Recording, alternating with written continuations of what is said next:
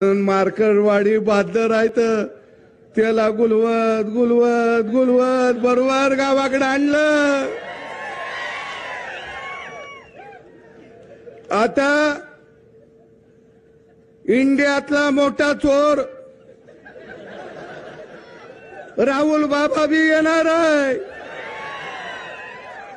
पण ते येताना एक बोर्ड लावून ठेवा, काट्या कुट्याचा तुडवीत रस्ता कसा गावाकडे आलास बाबा।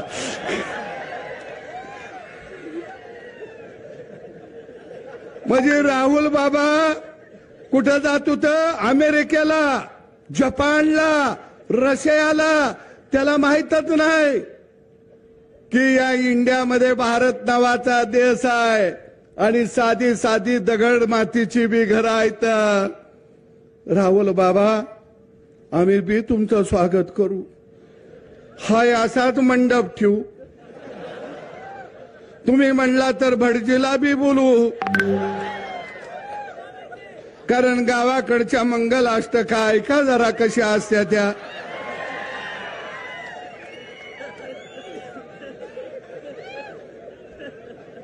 पण त्याचं एक स्वप्न आहे राहुल बाबाचं, मेरी शादी कब होगी? जब मैं पंतप्रधान बनने के बाद होगी। मरकडवाडी गाव हुशार आहे, इथं पडळकर साहेब सांगतील त्यांना बॅलेट पेपरवर निवडणूक घ्यायची आहे, बिचाऱ्याचं लगीन झालं पाहिजे। पोलिसांना मी विनंती करतो त्यांना 2 डबं मांडून देतील, बॅलेट पेपरवर मतदान होऊन दे, तो गडी निवडून येऊन दे आणि त्याचा शपथविधी इथंच करतो आणि अक्षता बी इथंच टाकतो।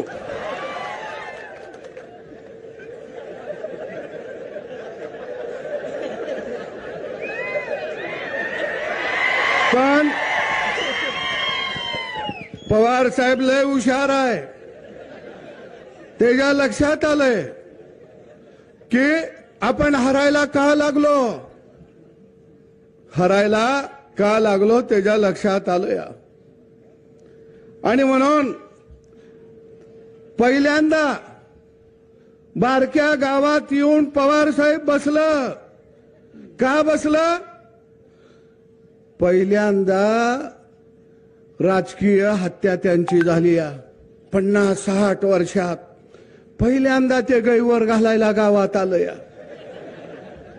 पण त्याला कसं गैवर घालायचं आपण सांगितलं पाहिजे, आपल्या गावगाड्यात असतो का नाही गैवर, आता तुला कोण आहे का ग?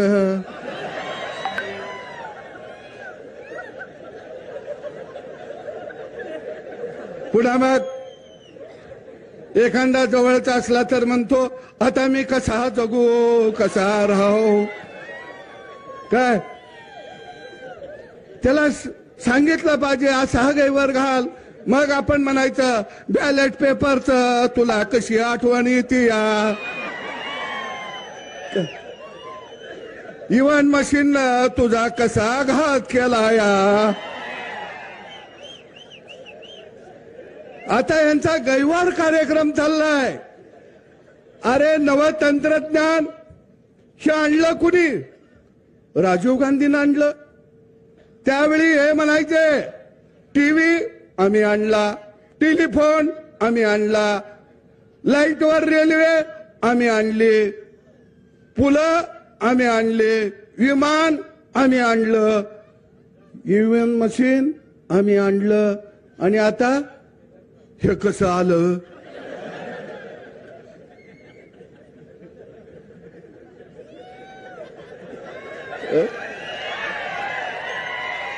हे ईव्हीएम मशीन कसं आलं?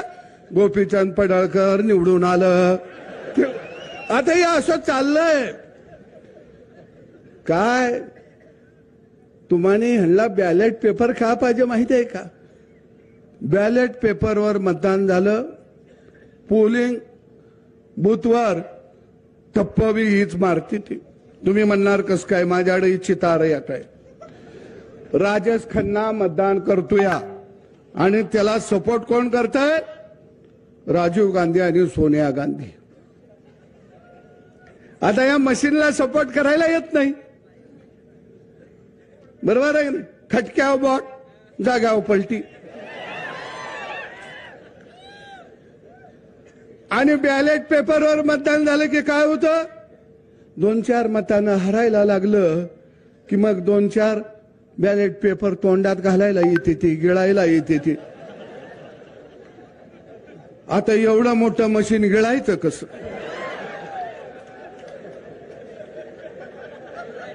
बरोबर आहे. काय पेपर फाडायला येते ती, काय खिशात घातलं आणि आपल्या एखाद्यानं ऑब्जेक्शन घेतलं, ह्यानं खिशात घातलं तर गडी पळून जातो या. म्हणून यांना बॅलेट पेपरवर पाहिजे आहे, दुसरं कारण काही नाही. आणि पवार साहेबांना झोप लागना. 60-70 वर्ष सत्ता भोगली, माणूस शांततेनं झोपला पाहिजे हो का नाही?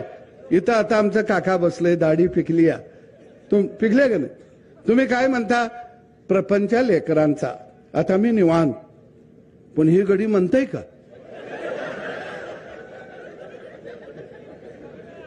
हे लेकरा बाळाचा प्रपंच म्हणायलाच तयार नाही. ह्यांना सवय लागली या.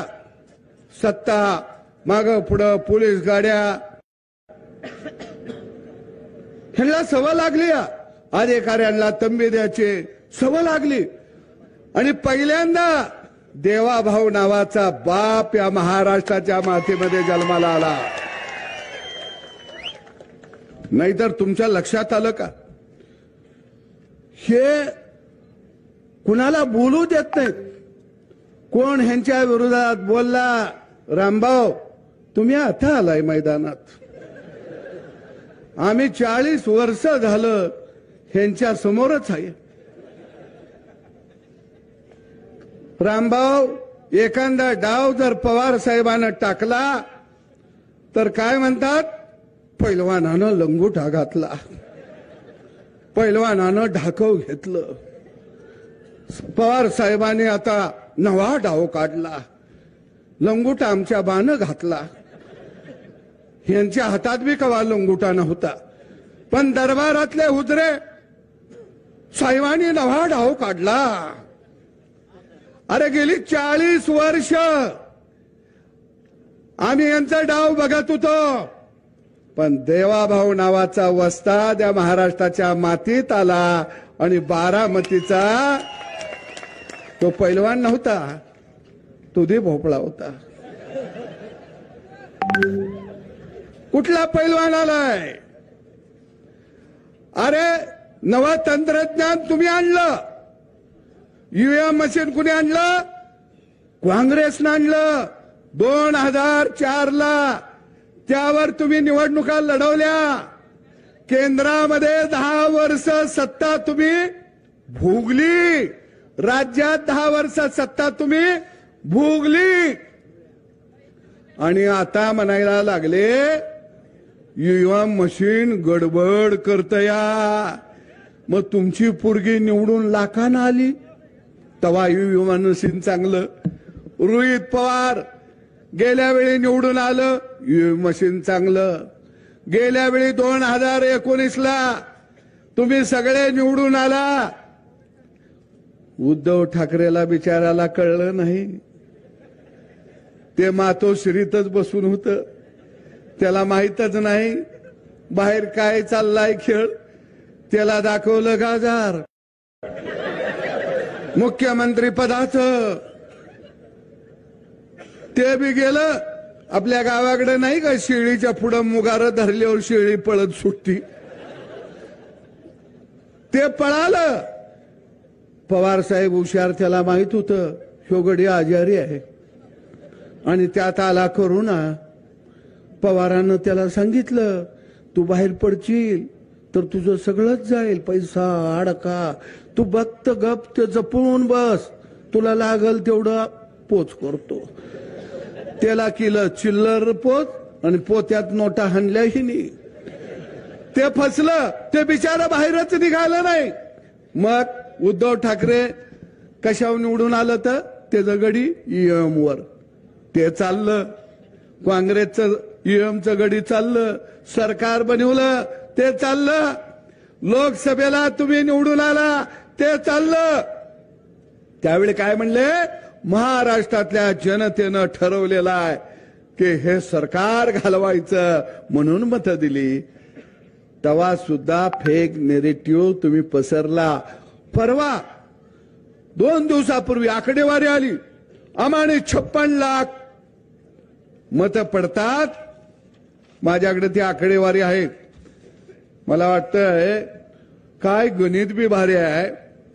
ते म्हणले 2024च्या लोकसभेमध्ये आणि आत्ताच्या विधानसभेमध्ये आम्हाने मतं पडली 58 लाख.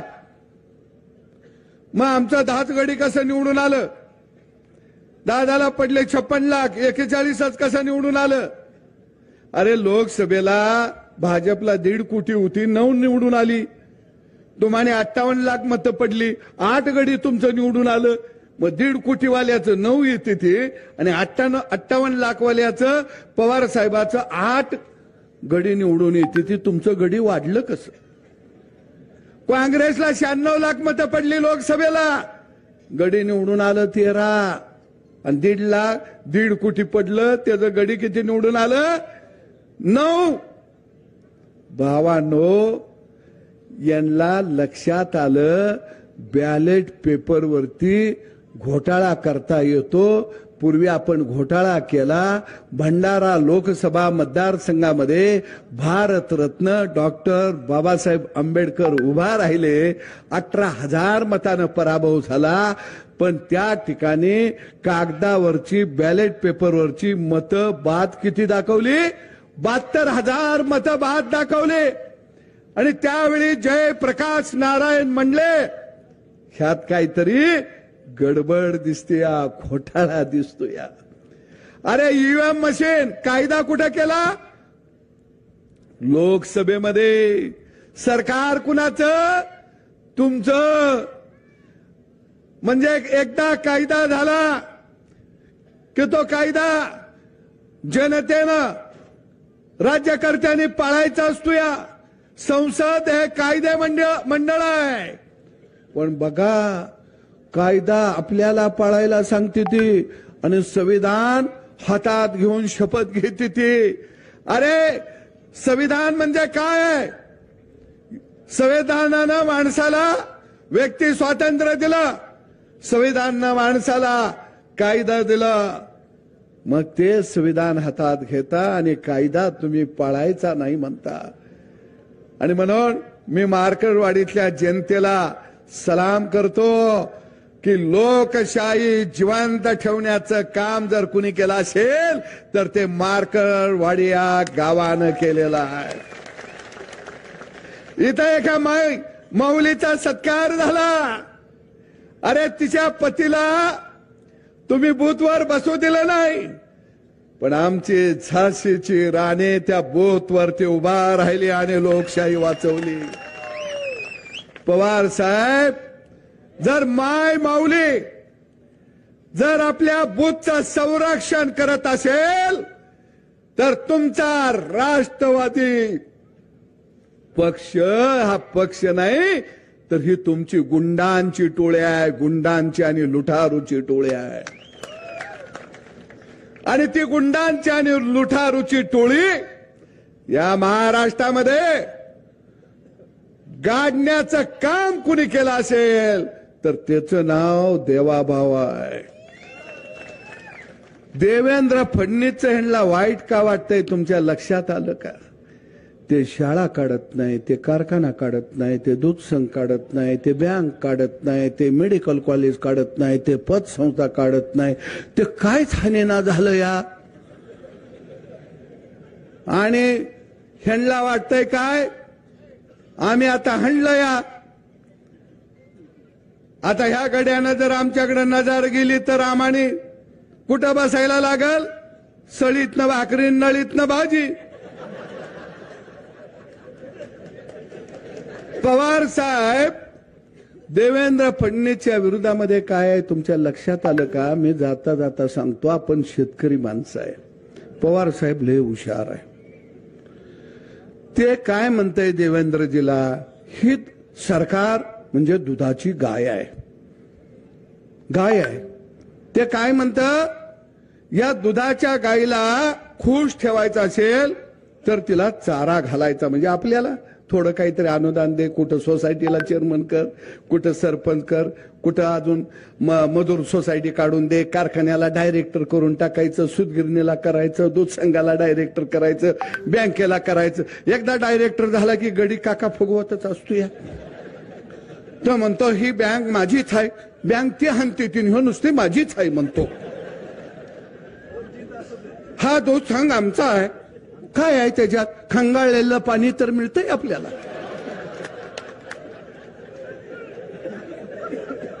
मग ते पवार साहेब म्हणतात, ह्या गाईला नुसतं असा मुगार द्यायचं आणि तिचं दूध आपण बसून काढायचं.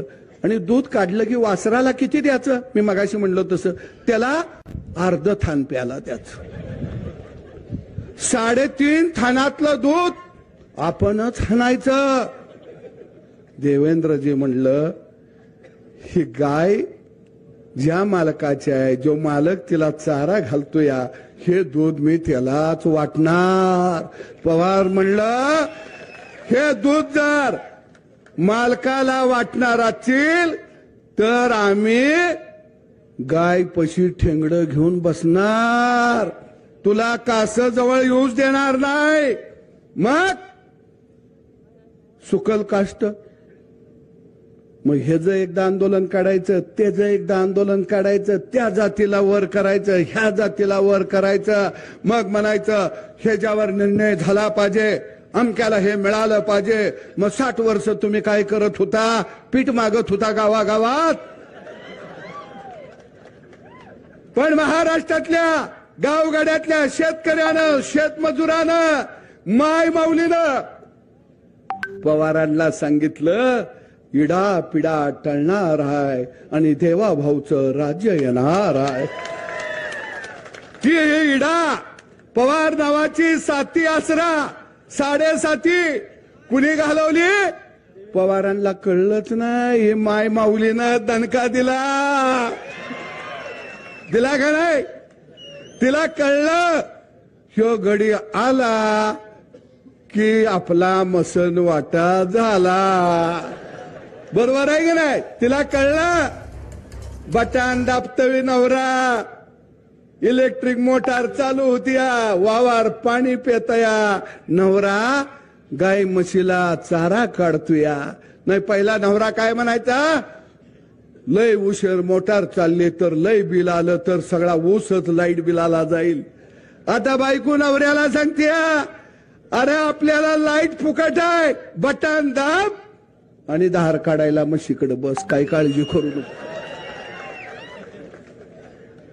तिला कळलं महिना झाला की अकाउंटवर 1500, आता 2100. चिंता करू नका, परत आपलंच बटन 5 वर्षानं दाबवायचं, परत 2500. तुम्ही म्हणणार हे कसं काय, कारण हे गाईचं दूध गडी स्वतःच पेत होते. म्हणून गावगाडा काय असतो, गावगाड्याला स्वातंत्र्य सन्मान दिल्यानंतर काय करतो हे कधी दाखवलं, विधानसभेच्या निवडणुकीमध्ये दाखवलं. आणि मग पवार साहेबांच्या लक्षात आलं, ते म्हणलं तर माझा नातू भाग्यवान रोहित पवारची, ते आता महाराष्ट्राची सेवा करतील. महाराष्ट्राची सेवा काय, यांना सेवा करायचा नाद लागलाय हो.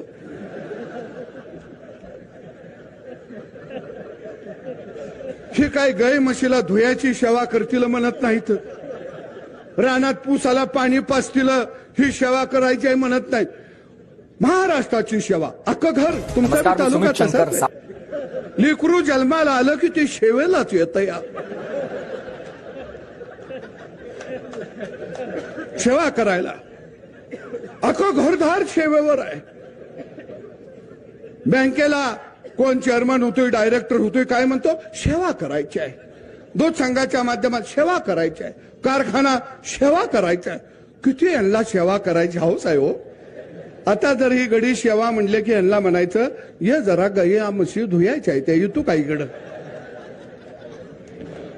शेवा कसली शेवा. रामभाऊ म्हणले त्यांना आता वाटलं तर सरकार बदलतं या आपण जिल्ह्याचे पालकमंत्री होणार. ह्यांना सत्ता गाजवायची लोकांना गुलाम म्हणून त्यांच्याकडे बघायची सवय लागली या. पण मी तुम्हाला सांगतो या लोकशाहीचा आधार खऱ्या अर्थाने या मार्करवाडी सारख्या गावानं केला. आणि म्हणून गोपीचंद पडळकर सारखा माणूस आज आमदार म्हणून पुढे आला. तो सेवा करायची म्हणून आला नाही. तो म्हणतो गावगाड्याला मला सन्मान द्यायचा आहे म्हणून मी आमदार झालो या. आणि हे कशी सेवा करायची. अरे तुम्ही सेवा करशीला मग आम्ही कवा करायची. आणि यांच्या पडळकर साहेब यांच्या घरात पोरग जन्माला आलं बारसं झालं मोठं व्हायला लागलं की गावातल्या हुतऱ्यांचं मुद्र्यांचं चालू. हे साहेबांचं पोरग फार बुद्धिमान आहे प्रचंड अभ्यास आहे आणि यांची नावं बी लय भारी असते ती. सिंह सिंह रणजित सिंह दिग्गज सिंह धैर्य सिंह सगळं शहद जन्माला येते. आणि आमच्याकडे काही सगळी मरकुडी येते ती.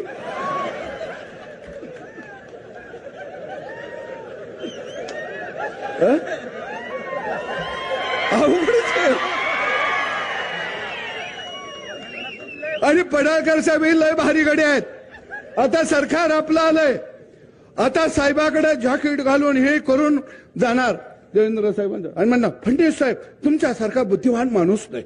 फार साहेब तुम्हाला दूरदर्शी साला लगेच चिकन तिकडं उडी मारते ती.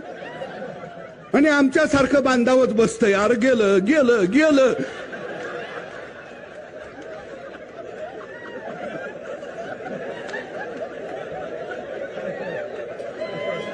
आणि मग आम्ही आपला बोर्ड झगाटतोया आणि घरला येतोया. बायको म्हणते काय झालं. मग आम्ही म्हणतोय शिमगा चालाय आपल्या वाटली.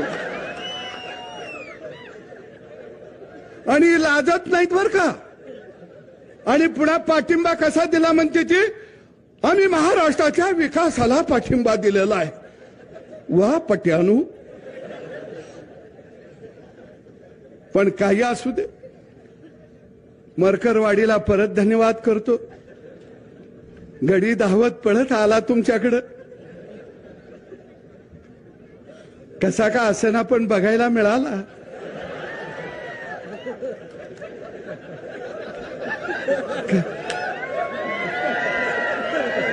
तुमचं गाव जगाच्या नकाशावर आलं. आणि आता सगळे बोलायला लागले मार्करवाडी पॅटर्न. काय भारी काम आहे. आता एक काम करा गडी आलं की जरा गया बिया जरा रस्त्याच्या कडेनं बांधा. पाण्याच्या बादल्या ठेवा शॅम्पू ठेवा चकाचक करून देते गडी. जरा खराट ठेवा रस्त फस्त लोटायला. आणि म्हणायचे ह्याला नाव द्या मार्करवाडी पॅटर्न. सगळं गडी लोटायला लागलं.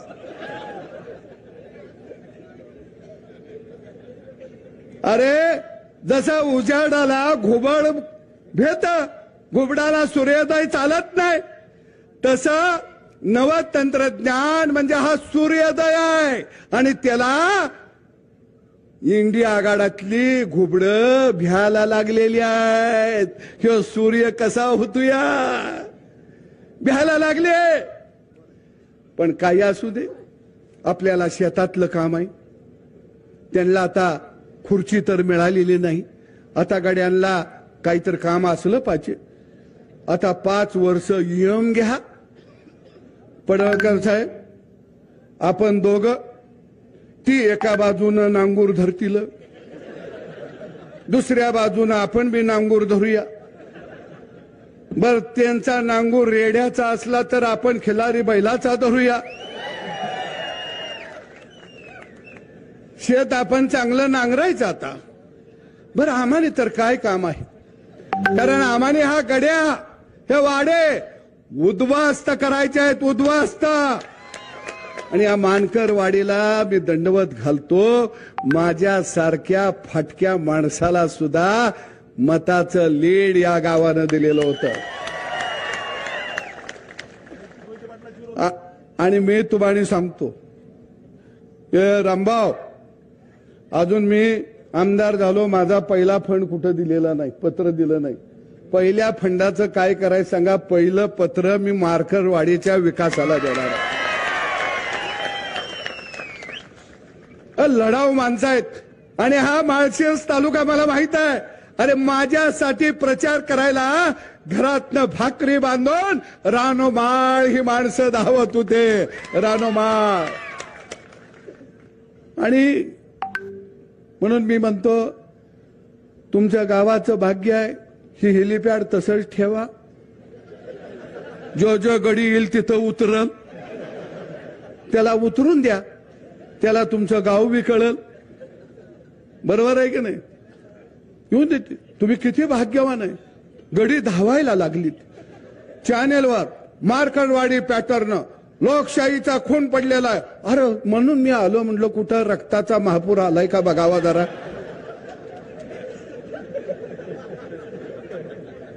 कारण मग मला रक्तदान करायला बी माणसं जरा मागं पुढं करतील. म्हणलं इथं 2-4 बॅरेल भराव होतं. अरे लोकशाही कशी, मी तुम्हाला जाता जाता सांगतो. अरे ज्यावेळी काँग्रेसला या राज्यामध्ये देशामध्ये 5वी बहुमत मिळालं, 400 जागा 350 जागा, त्यावेळी लोकशाही जिवंत होती. अरे काँग्रेसनं ज्यावेळी या देशामध्ये आणीबाणी लावली, खटले न चालवता अनेक लोकांना तुरुंगात टाकलं, त्यावेळी लोकशाही जिवंत होती.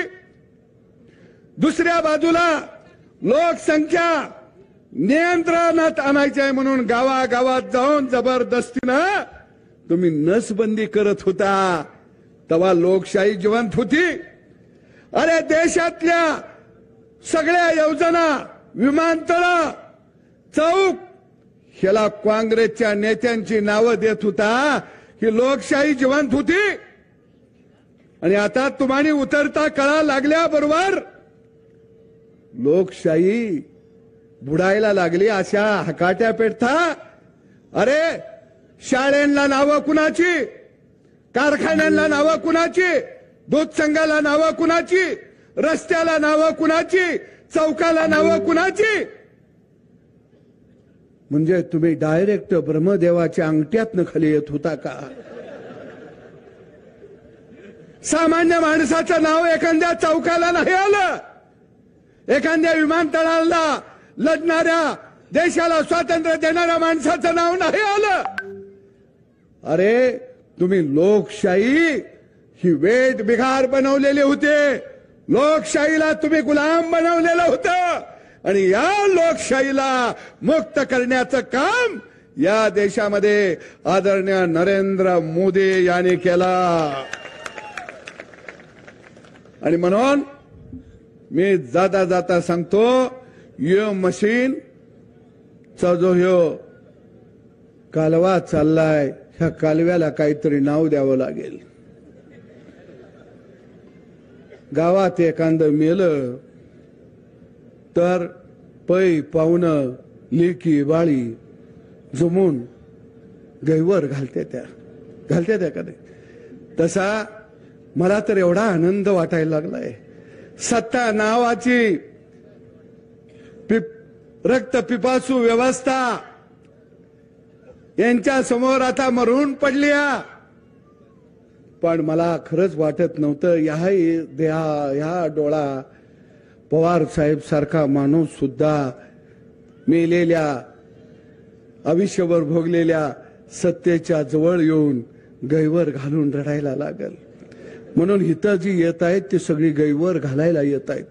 मार्करवाडीतल्या मी जनतेला आवाहन करन, कारण एखादं जर गैवर घालत असलं तर आपण त्याचं सात्वन करायचं असते.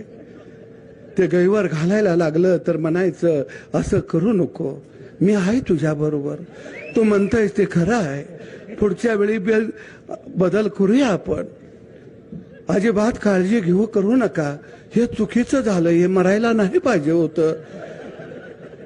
कारण गैवर घातला की आपण सात्वन करतो का नाही?